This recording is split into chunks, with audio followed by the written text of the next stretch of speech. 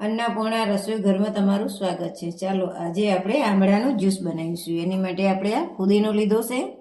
तमारा लीमड़ाना मीठा लीमड़ाना पान नाखवा हो तो पण नाखी शको छो। अने 8 नंग आपणे आमळा लीधा छे। आमांथी आपणे 3 ग्लास ज्यूस बनाववानो छे। हवे आपणे आना आ रीते समारी लईशुं।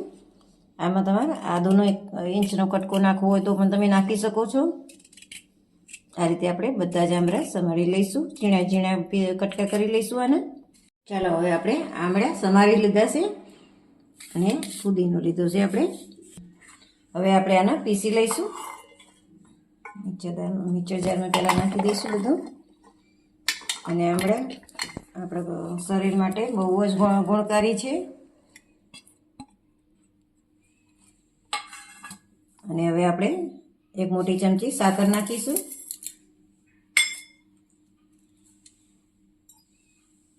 થોડુંક આપણે પાણી નાખવાનું છે। 2 મોટી ચમચી જેટલું આપણે પાણી નાખ્યું છે। હવે આપણે આને પીસી લઈશું।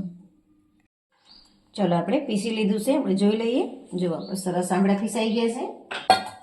આ રીતે ગળી લઈ અને આપણે તપેલીમાં ઘરી લઈશું।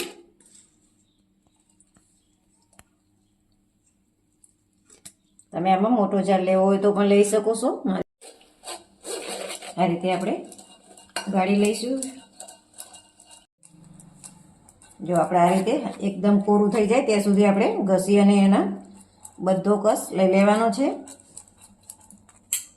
જો આપણે મેં પાણી વેડી અને આ રીતે ગાળ્યું હતું। હવે આપણે કાળા મરી પાવડર નાખીશું। એ આપણે અડધી નાની ચમચી કાળા મરી પાવડર નાખીશું। આપણે સાકર નાખી છે એટલે શરદી થવાની બીક રહે નહીં। અને હવે આપણે સંચર મીઠું નાખીશું। 1 ચમચી આપણે સંચર મીઠું નાખ્યું છે। એ તમારા સ્વાદ પ્રમાણે તમે મીઠું અને સાકર નાખી શકો છો। હવે આપણે મિક્સ કરી દઈશું। જો સરસ થયું છે, એકદમ પતલું એ નહીં અને ઘટ નહીં એ રીતના।